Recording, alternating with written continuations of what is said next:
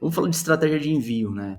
Essa parte de estratégia de envio é bem interessante porque todo módulo de pedidos, né, tem que estar atrelado efetivamente a uma estratégia de envio, tá? A estratégia de envio da Vertex, ela consiste numa política de envio, que nada mais é do que uma planilha de fretes que você consegue consolidar. E aqui é legal porque você traz o frete, né, o CEP de origem, o CEP de destino, a faixa de frete que você consegue atender, o peso, né, dessa faixa de frete e o valor unitário por peso, por faixa de peso. Então, a planilha da Vertex, ela te dá até um download de um modelo padrão, onde você consegue setar essas configurações de frete, tá? Depois a gente vai dar uma olhada aqui no exemplo, mas eu tenho aqui, por exemplo, uma forma de simular um envio baseado na minha planilha atual, tá? Então, se eu pegar aqui, por exemplo, a política de Brasil no simulador de frete e colocar a política comercial principal, vou pegar um produto aqui, né? Vamos pegar um produto aqui, BSH Store, por exemplo. Vamos supor que o preço dele custa R$100 e a faixa o CEP de entrega vai ser esse CEP aqui. Eu consigo colocar o endereço também, se não ser o CEP de cabeça, e ao simular, ele me traz aqui um overview de como é a política de frete. Veja que nesse CEP específico eu não tenho nenhuma política de encontrada para transportadora. Então eu vou pegar aqui um outro frete. Vamos lá. Legal. Esse daqui tem. Então, olha que bacana. A minha política de frete é gratuita, tá? O meu modo de envio é o setado como normal, né? Ele custa zero, ele é gratuito e um tempo de entrega zero também. E aqui é o endereço que eu inseri na simulação. Então, para essa entrega normal, o valor de frete é zerado, tá? E o prazo de entrega também é um prazo de entrega que, se a gente ver na configuração depois da planilha, você vai ver que tem um custo de envio, né? Um tempo de envio zerado também. Então, essas variáveis aqui, você configura tudo na planilha de frete. Você baixa a planilha modelo, né? E você tem aqui todas as colunas para inserir. Nesse caso, a gente tem uma faixa de CEP de 10000 até 9999, que seria tipo todos os fretes do Brasil inteiro, né? Você consegue usar essa faixa.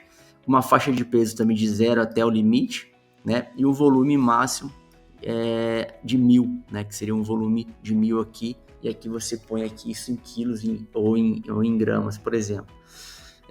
Então, essa simulação de frete, né, é uma tabela bem simples, mas aí você vê que você tem essa liberdade. Então, quando você faz um contrato com o Correios, com uma transportadora, Jedlog, ou um hub, né, Melhor Envio, por exemplo, você consegue baixar as planilhas de envio diretamente por lá e você sobe na VTEX. E ela te dá toda essa faixa de CEP, do destino da tua doca até a faixa que aceita essa entrega para transportador, versus o peso, né, que é o peso de cada faixa. Então, por exemplo, até 100 gramas, esse valor de faixa de CEP custa R$100, até 200 gramas custa 150. Ela te dá essa faixa que vai entrando nas linhas da planilha, e aí você tem o tempo de entrega também. Então, até essa faixa de CEP, o período de tempo de 100 de 2 dias, até aqui são 3 dias, então tem todas essas variáveis que você consegue detalhar aqui numa planilha de frete, tá? Então a estratégia de envio da Vertex é basicamente baseada numa planilha de frete aqui, tá? Quando você edita essa planilha, você consegue colocar um método de envio. Então aqui você poderia colocar SEDEX, por exemplo. Então você está trabalhando com a planilha de frete do SEDEX. E aí você consegue gerar aqui algumas informações que são importantes para a transportadora, né? Então, o máximo da soma das dimensões, a maior aresta do produto que você vai despachar, o fator de peso cúbico, né? O fator de peso mínimo, né? Se você consegue fazer a entrega aos sábados, domingos e feriados, e aí se você tem um tipo de produto bem específico, né? Como produtos químicos, vidros ou armas de fogo, por exemplo, você consegue setar também algumas informações aqui, porque isso é importante para a cadeia logística entender quais são as transportadoras que trabalham efetivamente com o seu tipo de produto, tá? O mínimo de itens no pacote, então no mínimo disso pode setar 1, 10, né? E um valor mínimo e um valor máximo também que você consegue setar aqui, né? Que ele vai usar como regra aqui para sua planilha de fretes. E aí você consegue relacionar esse ponto de envio aqui, né? Essa política de envio, na verdade, que é o modo SEDEX, a também política de envio de retirada. Uma política de retirada, e depois a gente vai falar um pouco de quais são as políticas de retirada que você consegue atrelar aqui, e aí você insere essas políticas de retirada e relaciona ela a esse envio. Então você fala, quero que nesse método de envio aqui, eles façam a retirada na minha loja lá de São Paulo, tá? Lá de Higienópolis. Então você atrela, relaciona, e isso é um ponto de retirada bem bacana também. E aqui informações mais generalizadas, na verdade, da parte de período de envio e horário de coleta. Então, você pode falar que a transportadora fará uma coleta toda segunda-feira, né, em tal dia, na meia-noite e meia, por exemplo. E aí você consegue efetivamente, baseando nessa parametrização, você vai passar isso no checkout e no método de cálculo de envio. Então tem toda essa logística depois. Se o cara foi feito um pedido na sexta-feira e o dia de retirada dele de coleta na segunda, então ele tem esse lead time aí para aguardar para coleta, e isso é incrementado no valor, no tempo de entrega do pedido, né? Mais a faixa tradicional que tem no momento de cálculo do pedido baseado na planilha. Então é super inteligente essa metodologia, né? A forma que funciona, todas essas regras de negócio, e isso é super bacana. Na parte de horário de funcionamento, você seta também, você pode fazer compras fora do horário do funcionamento da transportadora, né? Então você consegue setar aqui quais são os horários que esse usuário consegue fazer essa compra. Se ele tiver setado aqui, por exemplo, todos os dias, esse horário da meia-noite até 6 da manhã, né? Então você pode setar aqui, vamos por aqui 6, e o que acontece? Se o usuário te fizer uma compra e estiver fora desse horário, ele não vai conseguir efetivamente concluir essa compra, tá? O pedido não é gerado. Então você consegue habilitar aqui as compras fora do horário de funcionamento aí dessa loja, do fluxo do seu negócio, tá? E aqui na parte de entrega agendada, você insere também algumas informações de tempo máximo de entrega, né? O valor em dias máximo de entrega. Você pode falar, meu valor máximo de entrega são 10 dias, e a capacidade de entrega minha são de até 10 itens, né?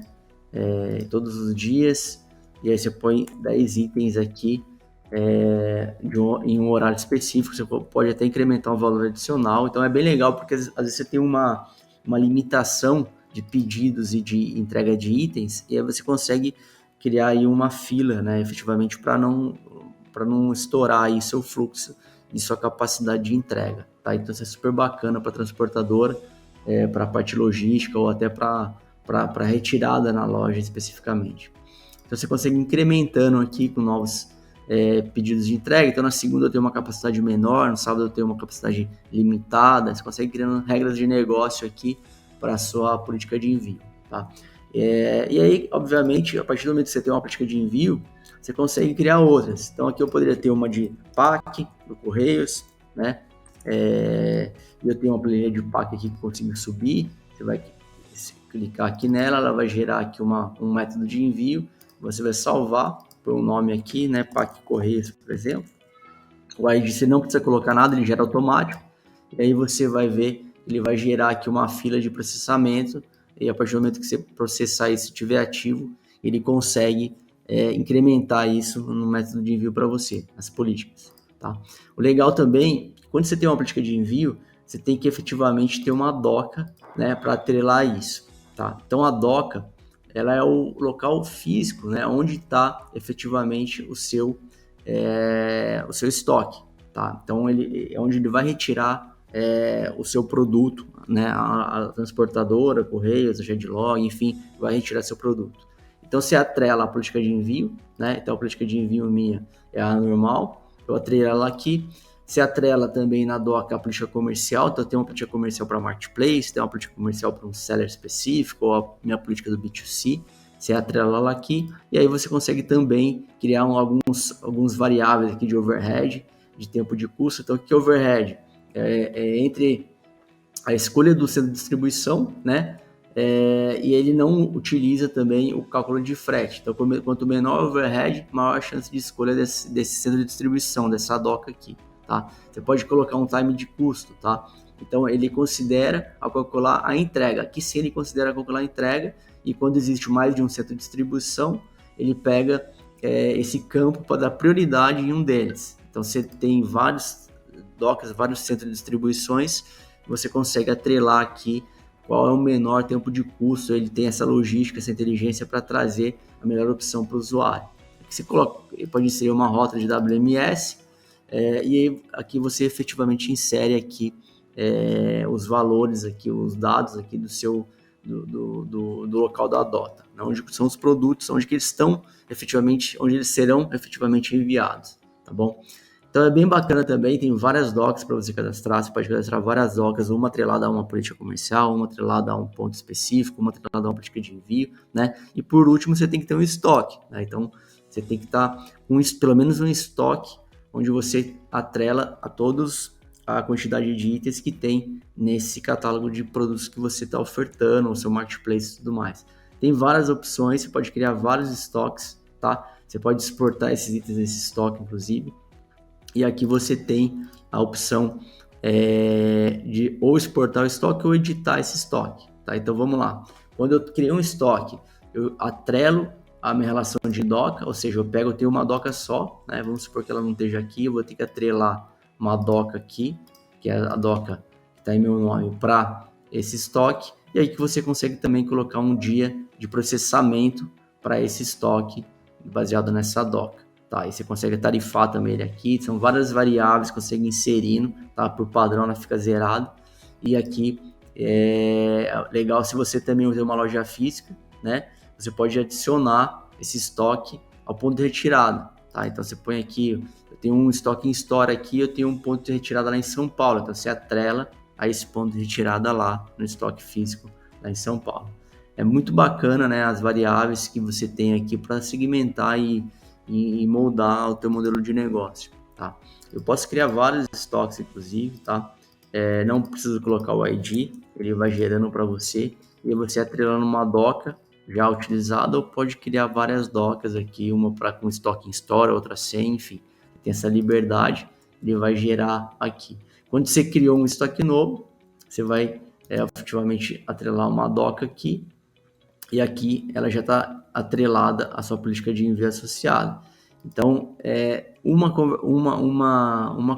doca conversa com a política de envio, um estoque conversa com uma doca, e assim tem uma relação entre eles, tá bom? E depois você pode exportar esse estoque, editar ou deletar esse estoque, tá?